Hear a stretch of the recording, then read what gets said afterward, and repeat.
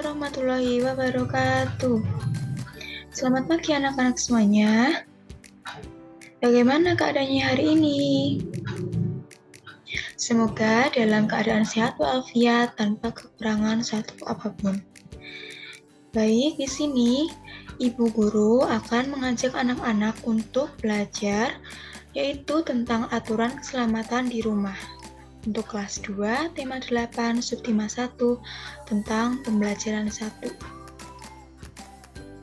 Jadi, untuk mengawali kita sebelum pembelajaran hari ini, kita akan berdoa terlebih dahulu. Di sini, Ibu akan memimpin anak-anak untuk berdoa. Di tempat duduk siap gerak, berdoa mulai. Doa selesai. Alhamdulillahirabbil alamin.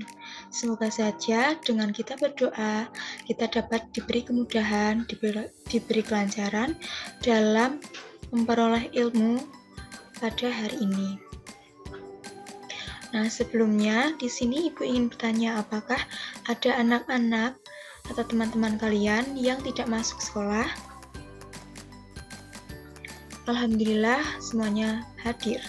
Jadi tidak ada yang sakit dan tidak ada yang sedang berada di keperluan lain. Semoga saja anak-anak dapat mengikuti pembelajaran dengan lancar. Oke, di sini aturan keselamatan di rumah.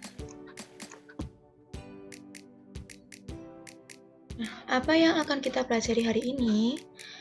Nah, kita akan belajar untuk kelas 2, tema 8, yaitu keselamatan di rumah dan di perjalanan.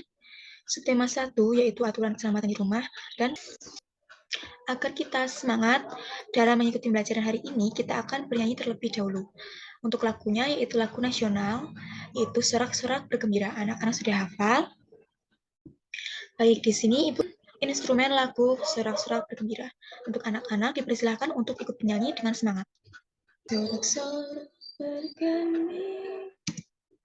Oke, tadi sudah selesai ya, kita sudah menyanyikan lagu apa?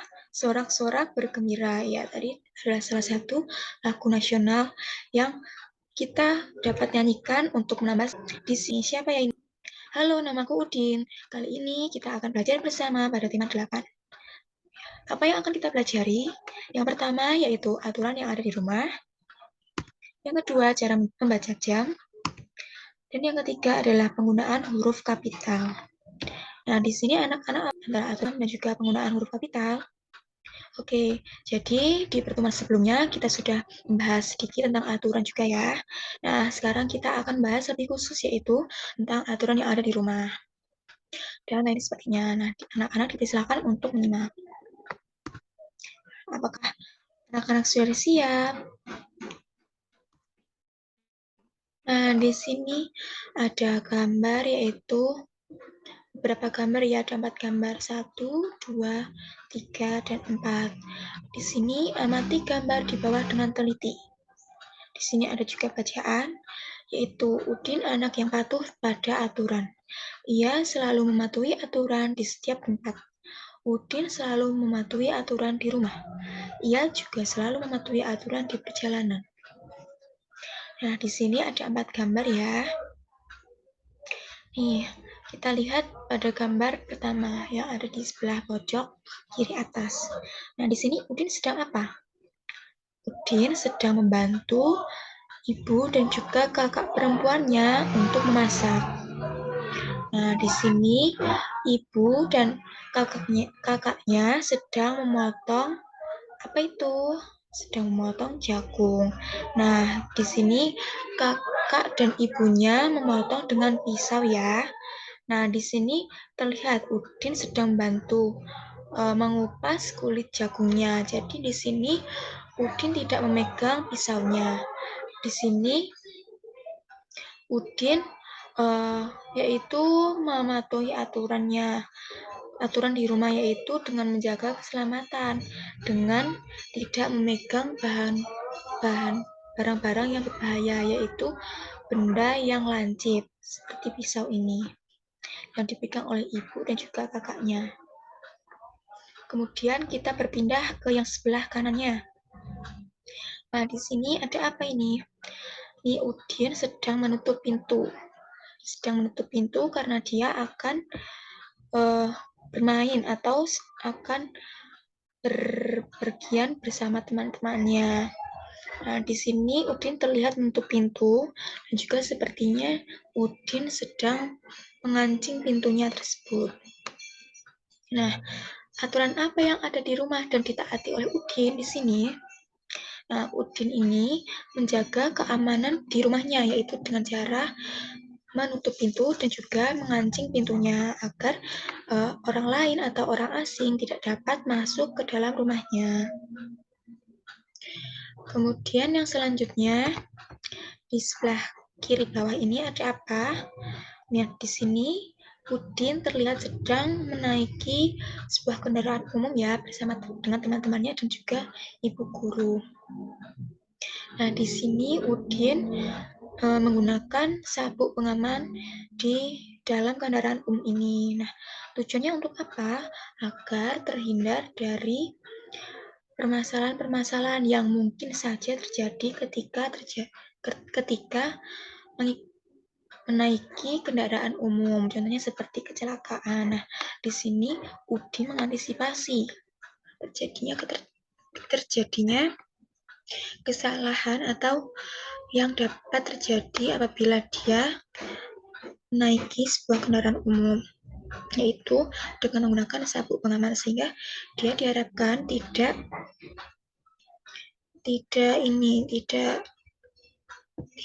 gampang terjatuh dari tempat-tempatnya juga. Kemudian yang selanjutnya di sini sebelah kanan bawah, pojok kanan bawah ini ada Udin dan juga teman-temannya bersama ibu guru yang sedang akan menyeberang jalan. Nah, di sini terlihat ya, Udin dan teman-temannya ini menyeberang di mana? Di zebra cross. Di sini ibu guru dan juga bapak guru membantu Udin dan juga teman-temannya untuk menyeberang dari jalan menuju ke tepi jalan yang sebelahnya. Jadi Udin dan teman-temannya ini menyeberangnya lewat apa? Lewat zebra cross. Nah, di sini di zebra cross ini diperuntukkan untuk para pejalan kaki untuk menyeberang jalan ketika mereka sedang di jalan raya. Nah, di sini Udin dan juga teman-temannya telah menaati aturan yang ada di jalan ini. Nah, oke, yang selanjutnya. Nah, di sini apa saja yang dilakukan Udin pada setiap gambar? Tadi kita sudah jelaskan ya. Yang pertama tadi apa? Udin bantu kakak dan juga ibunya untuk memasak dengan cara mengupas jagung tanpa menggunakan bahan atau barang yang berbahaya. Kemudian yang sebelah kanannya ini Udin mengunci pintu ada di rumahnya untuk mencegah orang asing yang masuk. Dan juga yang sebelah kanan, yang sebelah kiri bawah ini Udin menggunakan sabuk pengaman ketika mengendarai kendaraan umum. Dan juga yang terakhir ini, gambar terakhir, Udin dan juga teman-temannya menyeberang di zebra cross. Nah, apakah kamu setuju dengan apa yang dilakukan Udin? Nah, apakah anak-anak setuju dengan apa yang dilakukan Udin? Oke, baik. Jadi, kita setuju ya untuk apa saja yang dilakukan Udin, karena Udin ini telah mematuhi aturan-aturan yang ada di rumah, yang ada di tempat umum, dan juga aturan di perjalanan.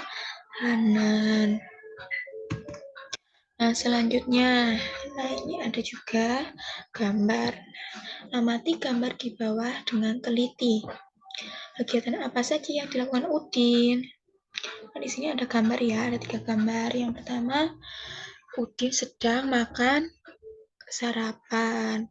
Kemudian yang sebelah kanannya ini, Udin sedang berpamitan atau bersalaman dengan orang tuanya. Dan juga di sebelah kanannya lagi, Udin sedang mengunci pintu. Maaf. Nah, di sini Udin sedang membuka pintu ketika dia pulang sekolah. Nah, di sini di belakang gambarnya ini ya, Udin ini berkegiatan. Nah, di belakangnya ini ada gambar apa? Gambar jam. Nah, anak-anak, di sini ada gambar jam ketika Udin tadi apa? Sarapan ya, sarapan sebelum berangkat sekolah. Kemudian ada juga jam ketika Udin akan berangkat sekolah, dan juga ada juga jam ketika Udin pulang sekolah. Nah, di sini apakah anak-anak sudah tahu Udin ketika makan sarapan ini sebelum berangkat sekolah ini jam berapa? Nih, ya. Juga ini ketika Udin bersama dengan orang tuanya ketika akan berangkat sekolah ini jam berapa? Dan juga ketika pulang sekolah ini jam berapa? Nah, silahkan anak-anak untuk memikirkan dulu, berdiskusi dulu ini jam berapa gitu. Oke, apakah sudah selesai diskusinya? Baik, di sini kita akan membahas satu-satu tentang jam yang ada di belakang ini. Di belakang. Ketika Udin makan, ketika Udin akan berangkat sekolah, ketika Udin membuka pintu ketika pulang sekolah. Kita lihat ya jam berapa saja. Nah, oke, di sini sebelum kita mengetahui tadi Udin berangkat dan juga pulang jam berapa saja, nah amati gambar di bawah ini dengan teliti. Ini tadi gambar apa? Gambar jam. Nah, apa yang anak-anak ketahui tentang jam? Jadi, jam ini ada apa saja? Yang pertama, ada angkanya. Ya, ada angka. Ini ada angka 1, 2, 3, 4, 5, 6, 7, sampai angka 12. Jadi, satu di jam ini ada berapa angka? Ada 12 angka, dari 1 hingga 12. Ya, betul sekali. Anak-anak ini sudah tahu kan angka 1 hingga 12. Kita di kelas 1 bahkan di TK sudah belajar tentang angka. Nah, ini angka 1 hingga 12 ada angka, ya kan? Yang pertama di jam itu ada angka. Yang kedua ada apa? Ada baterai. Nah, jadi di belakang jam ini pasti ada baterai yang dapat menggerakkan apanya ini jarumnya. Jadi jarumnya nanti akan bisa bergerak karena ada baterainya. Kemudian yang selanjutnya ada juga jarum. Nah, ini ada berapa jarum di sini? Ada 1, ada 2, ada 3. Nah, di sini ada 3 jarum. Nah, di sini anak-anak apa ada yang tahu perbedaan antara jarum yang 1, 2, dan 3 ini apa? Jadi, ketiga perbedaan ini terletak pada panjang dari jarumnya ya. Jarum yang pendek ini, nah yang menunjukkan ke angka berapa? 6. Terus yang lebih panjang ini menunjuk ke angka 12. Kemudian yang sebelah sini menunjuk ke di antara 7 dan 8. Oke, yang selanjutnya. Nah, di sini ada satuan dalam waktu. Nah, di jam ini anak-anak tahu kan, untuk jam ini termasuk salah satu satuan dalam waktu.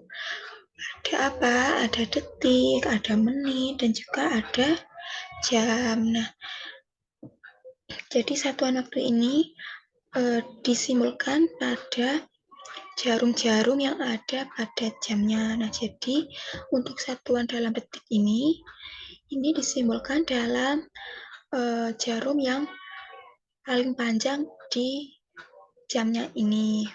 Nah, jadi yang sebelah sini ini antara 7 dengan 8.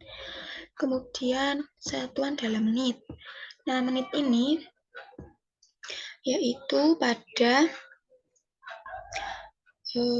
jarum yang panjang, lebih panjang daripada jarum yang merah ini, jarum yang berwarna hijau ini ya.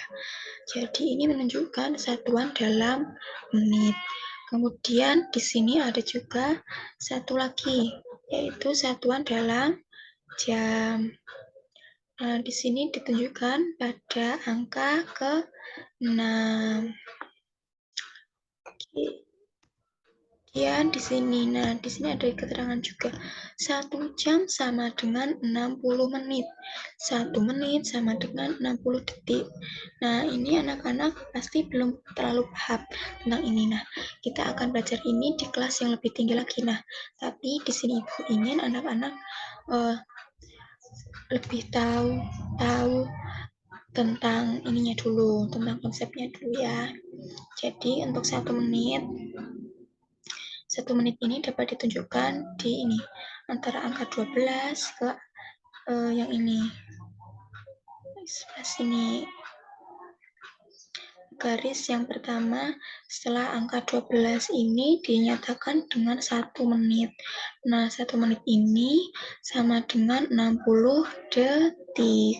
Nah, jadi untuk satuan terkecilnya itu dalam waktu adalah yang paling kecil adalah detik, kemudian yang lebih besar menit, dan juga jam.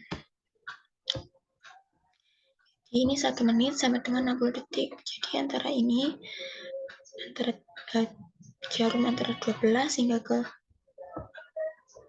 yang ini, sampingnya 12 ini, garis yang sampingnya 12 ini, sama dengan 1 menit. Nah, 1 menit itu 60 detik. Nah, 60 detik itu ini, jarum yang paling panjang ini berletak dari angka 12 menuju ke kanan ya. Kalau jam itu mutarnya ke arah kanan, ya kan?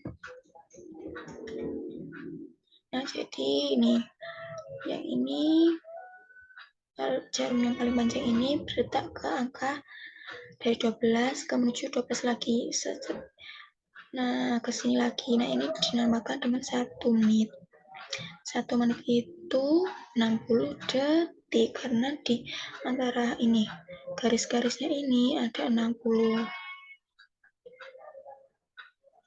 Oke, yang selanjutnya ini kan ada 1 jam sama dengan 60 menit. Nah, di sini tadi kan sudah ada menit ya. Sudah ada 1 menit sama dengan 60 detik. Nah, di sini ada juga 1 jam sama dengan 60 menit. Nah, di sini 1 jam itu ditunjukkan ketika misalnya ini jarum yang paling pendek ini yang berwarna merah, ini dari angka 6 menuju ke angka 7. Nah, dari angka 6 ke angka 7 ini, jarum yang menitannya ini, yang panjang ini, bergerak terus berputar gini dari angka 12 ke angka 12 lagi. Jadi nanti dari angka 6 ini menuju ke angka 7. Nah, nanti jarum panjangnya ini di angka 12 lagi begitu. Itu dinamakan dengan 1 jam. 1 jam sama dengan 60 menit. Oke, di sini dapat dipahami. Baik, lanjut. Nah, di sini kita tadi kan sudah membahas tentang jam ya. Detik, menit, dan juga jam. Nah, di sini kita kembali ke gambar yang tadi Udin ya. Tadi Udin ketika dia izin berangkat sekolah pada orang tuanya, dan juga ketika Udin pulang sekolah. Nah, ini kita akan mengetahui jam berapa saja sih. Nah, di sini di yang ketika Udin makan ini ya, makan sarapan ini. Nah, di sini menunjukkan, nah ini ya, sama dengan ini. Ini menunjukkan jarum panjangnya ke angka mohon maaf, ini maksud Ibu yang jarum pendeknya ke angka 6 dan juga jarum panjangnya ke angka 12. Nah, di sini ada keterangannya juga. Jarum pendek menunjuk angka 6 di sini dan jarum panjang menunjuk angka 12 di sini ya. Nah, di sini dibaca pukul 6. Nah, jadi ketika jarum pendek menuju angka 6 dan jarum panjangnya menuju angka 12, ini dibaca pukul 6. Nah, jadi untuk detikannya ini yang jarum yang paling panjang ini tidak dianggap. Oke, dapat dipahami? Oke, yang selanjutnya ini ada juga ketika Udin berpamitan dengan orang tuanya. Berangkat sekolah ini jam berapa ya? Kita lihat di sini di keterangannya, yaitu jarum pendek menunjuk angka 7 di sini. Nah, jarum pendeknya menunjuk ke angka 7 dan jarum panjangnya menunjuk ke angka 12. Nah, jadi jika jarum pendeknya ke angka 7 dan jarum panjangnya ke angka 12 itu dibaca pukul 7. Betul sekali. Nah, yang selanjutnya nih, yang terakhir nih, gambar Udin ketika pulang sekolah. Gambar Udin ketika pulang sekolah ini menunjukkan angka berapa ini jarum pendeknya? Menunjuk ke angka 11 dan jarum panjangnya menunjuk ke angka 12. Oke. Nah, ini dibaca pukul 11. Oke, di sini ada yang ingin ditanyakan dulu tentang bagaimana membaca jam. Apakah anak-anak sudah paham? Oke, jika sudah paham, Ibu akan melanjutkan lagi untuk yang selanjutnya ya. Oke, yang selanjutnya. Nah, ini tentang apa ya nih? Apa isi teks berikut? Nah, aturan ketika sarapan pagi. Nah, tadi kan Udin sudah sarapan pagi. Sarapan itu pasti pagi ya. Kalau siang itu namanya makan siang. Nah, kalau makan malam itu juga namanya makan malam. Nah, namun kalau makan ketika pagi itu namanya sarapan. Tadi kan Udin sudah sarapan ya. Kita sudah tahu Udin tadi sarapan jam berapa? Pukul 6. Oke, nah di sini ada bacaan nih tentang aturan ketika sarapan pagi. Nah, kita tadi kan sudah bahas tentang aturan. Nah, kira-kira nih anak-anak tahu nggak sih apa itu aturan? Jadi untuk aturan ini dinamakan dengan sesuatu yang tidak tertulis tapi harusnya dilakukan oleh kita karena di aturan ini dapat mempermudah kita dalam kehidupan sehari-hari. Untuk aturannya, kita akan baca ya, baca apa sih isinya dari bacaan ini. Nah, di sini ada aturan ketika sarapan pagi. Sarapan pagi ada aturannya. Aturan itu berguna untuk menjaga kesehatan tubuh. Kesehatan tubuh sangat penting. Tubuh yang sehat akan terhindar dari penyakit. Penyakit yang muncul disebabkan sering lalai dengan aturan. Nah, ini ya, akibat dari lalai mengikuti aturan, tidak patuh dengan aturan, nah dapat juga menyebabkan penyakit. Nah, oleh sebab itu, aturan ketika sarapan pagi harus dipenuhi. Nah, aturan ketika sarapan pagi yang harus dipenuhi antara lain, yang pertama adalah mencuci tangan sebelum makan hingga bersih. Nah, untuk mencuci tangan ini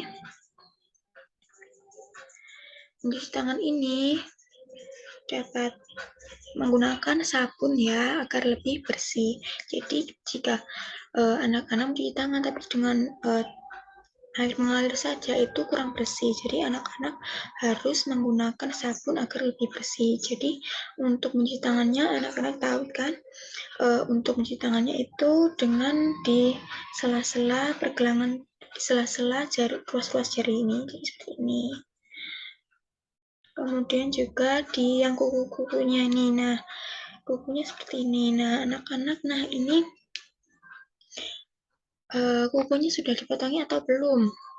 Jika belum, nanti ketika sudah pelajaran ini sudah selesai, nanti anak-anak dapat memotong kuku lebih dahulu agar tidak ada kuman-kuman yang menempel di ini sela-sela kuku-kuku ini karena dapat menyebabkan penyakit. Oke. Yang selanjutnya nomor 2 aturannya adalah duduk dengan posisi yang benar. Nah, posisi yang benar itu dengan tegak, posisi tegak dan tidak membungkuk, tidak dengan tidur, dan juga tidak dengan kakinya diangkat ke atas meja, itu tidak benar. Nah, duduk dengan posisi benar ini, kakinya itu di bawah dan juga tangannya di atas meja, kemudian memposisikan ketika kita akan makan. Kemudian yang ketiga ini mengambil makanan dan minum dengan tertib. Nah, di sini ketika makan ini biasanya anak-anak ini rebutan nggak sama kakak atau adiknya. Jadi untuk mengambil makanan dan juga minuman ini, anak-anak ini tidak boleh berebutan ya dengan kakak, dengan adik, itu karena itu tidak baik. Oke, jadi harus dengan tertib. Jadi misalnya anak-anak ini belum bisa mengambil sendiri makanan.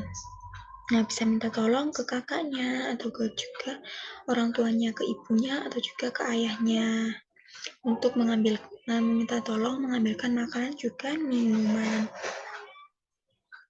Oke, yang keempat ini berdoa kepada Tuhan sesuai ajaran agama yang dianut.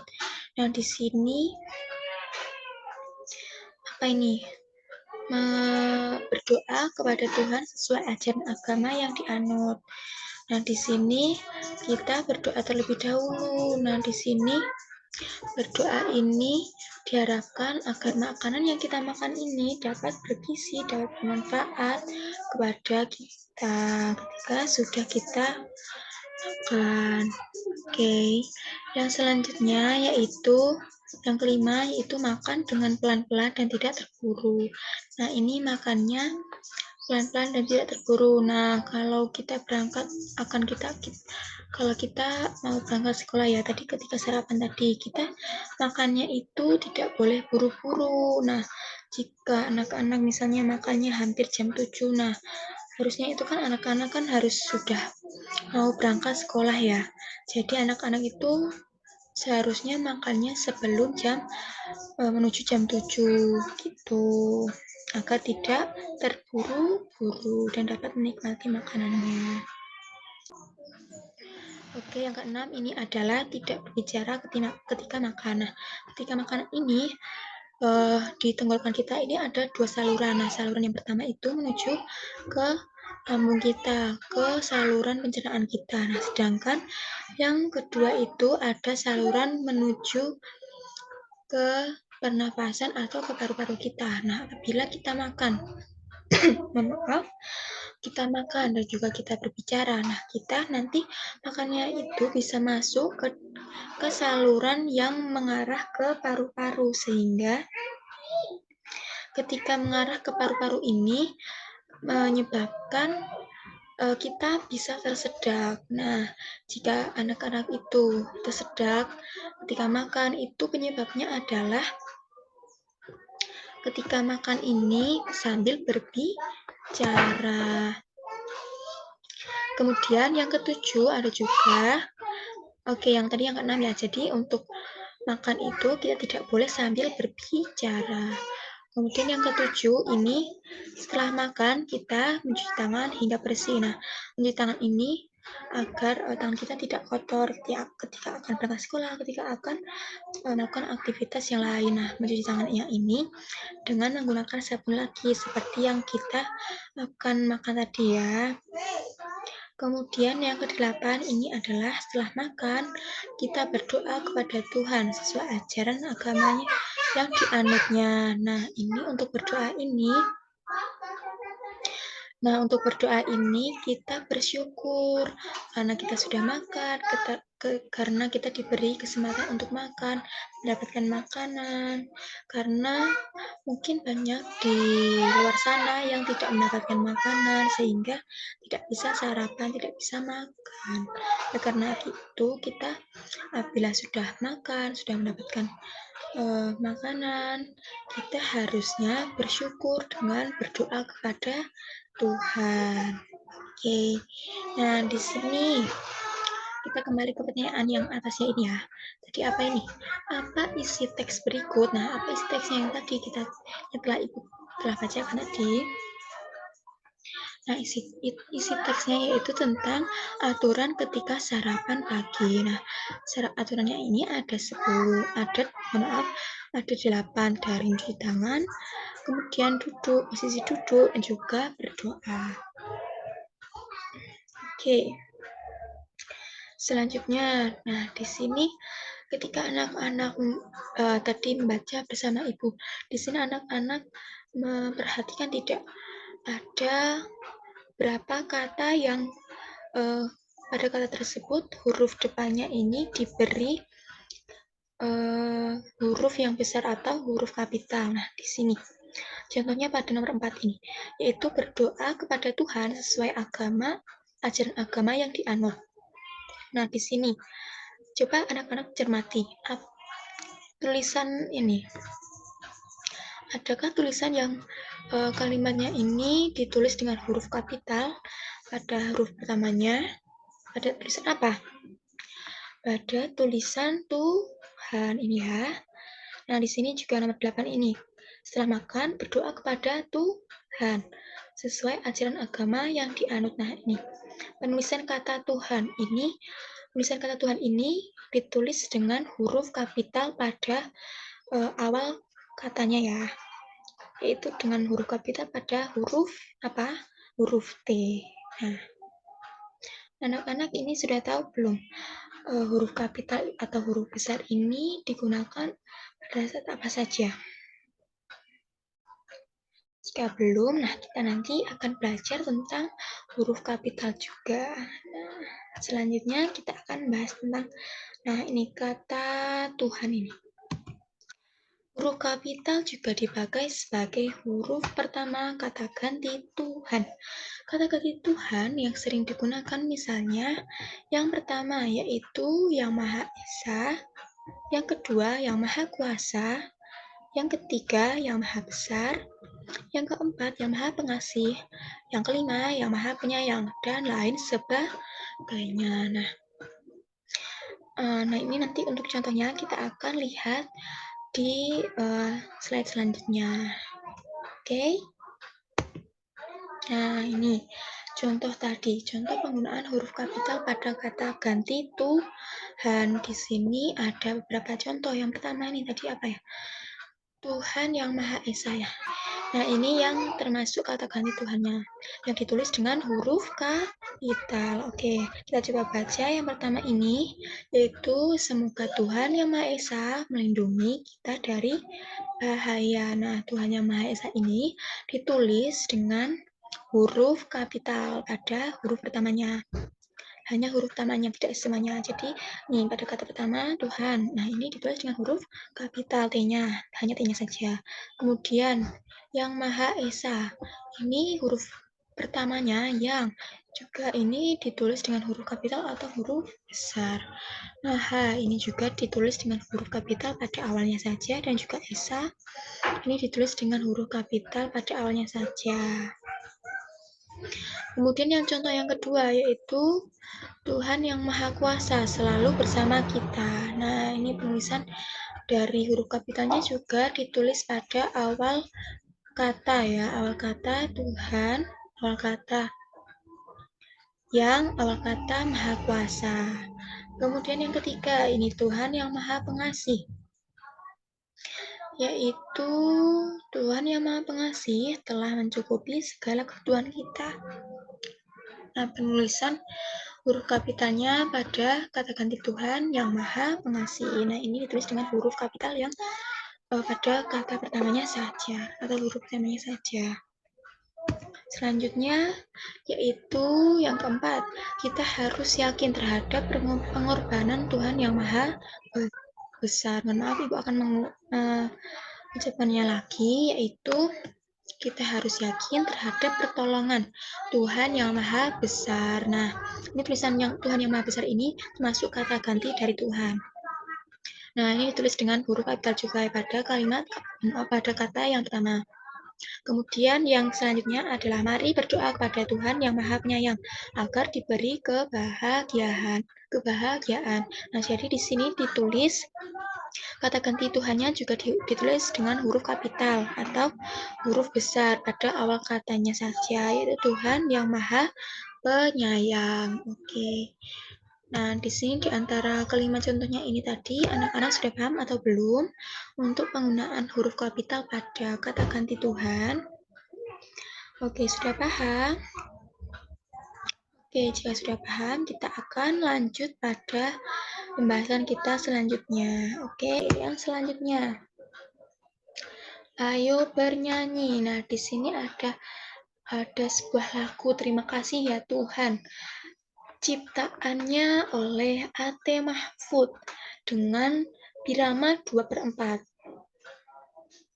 Nah, di sini sebelum kita bernyanyi, kita menyanyikan lagu ini karena kita berterima kasih pada Tuhan karena sudah memberikan segala sesuatu yang kita minta, yang sudah kita inginkan. Tuhan itu yang mengabulkan, yang akan mengabulkan apa saja yang akan kita minta kalau kita memintanya dengan sungguh-sungguh. Nah, oleh karena itu kita akan berterima kasih pada Tuhan dengan salah satunya dengan menyanyikan lagu ini. Nah, sebagai rasa syukur kita, sebagai ungkapan kita bersyukur kepada Tuhan. Nah, sebelum kita bernyanyi, kita akan memahami dulu bagaimana nadanya, bagaimana cara menyanyinya. Nah, di sini ada apa ini? Ada lambang kurang dari, ada lambang lebih dari. Nah, di sini Ibu akan menjelaskan sedikit tentang itu. Tanda lebih dari berarti tekanan nada dari kuat perlahan melemah. Kemudian tanda kurang dari berarti tekanan nada lemah. Ada lagu berbirama 2/4. Secara alami tekanan kuat terdapat pada ketukan pertama, sedangkan tekanan lemah pada ketukan kedua. Oke, dapat dipahami? Nah, untuk lebih memahaminya, kita akan menyanyikan lagunya ya. Oke.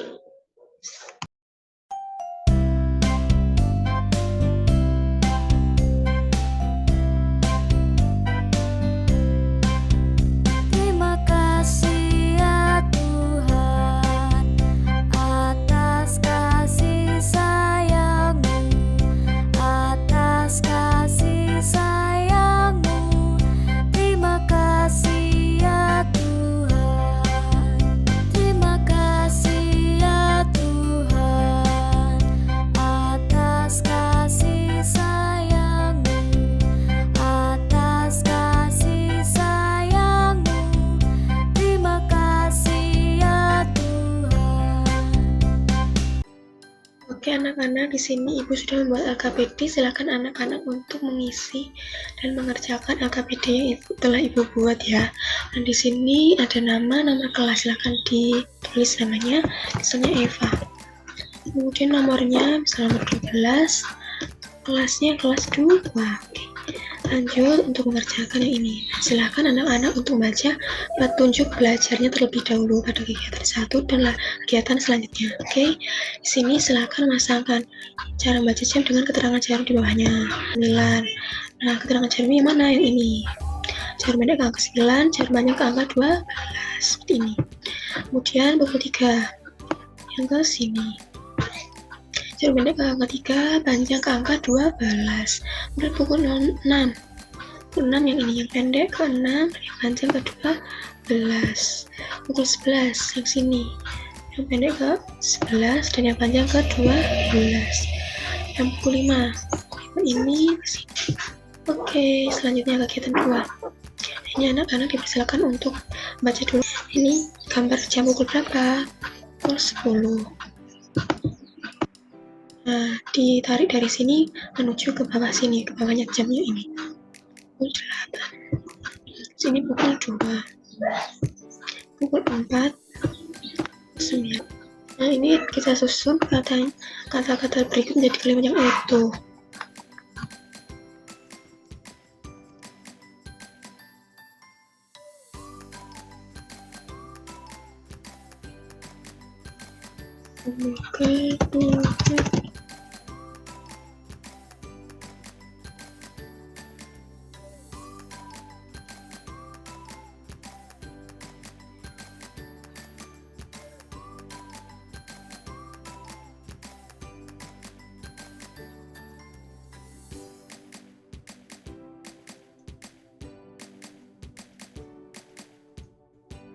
Jadi yang kegiatan 2 ini berkaitan dengan kata ganti Tuhan ya. Jadi anak-anak dipersilakan untuk mengisinya sesuai dengan ini yang telah ada di kotak.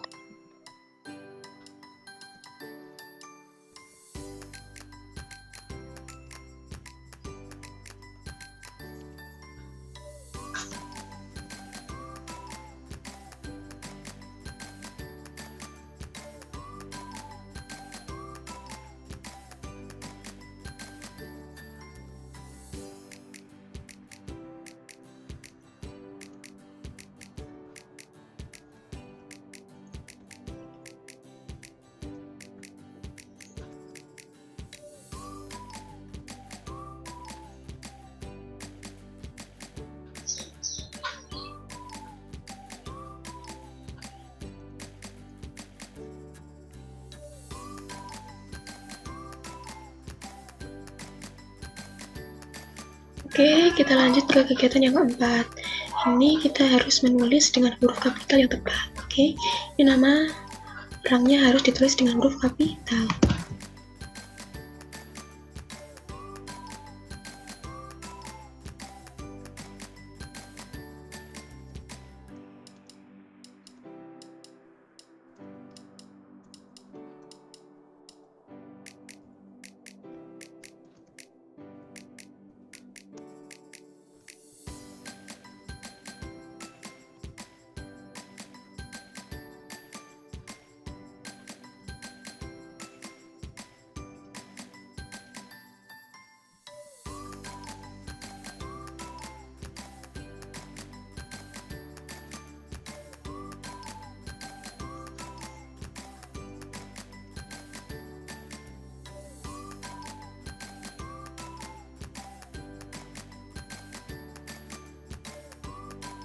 Oke, kalau udah diisi semuanya, kita klik finish dan nanti akan keluar hasilnya. Nah, sebelumnya kita harus mengisi namanya ini. Oke, jika sudah dikirim di sini. Jadi ini nilainya adalah 90/100. Nah, di sini mungkin saja bisa diulangi lagi. Oke, sudah dipahami? Oke.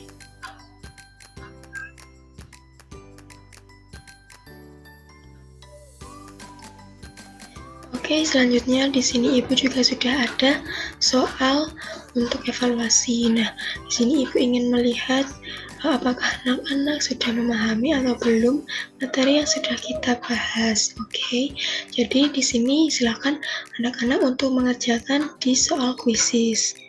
Oke.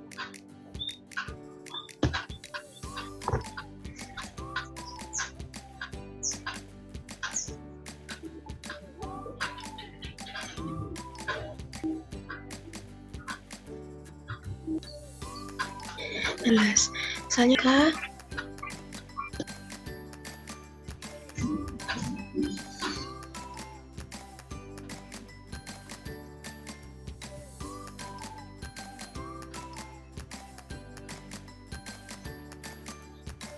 akan dikerjakan hingga nomor selanjutnya. Oke.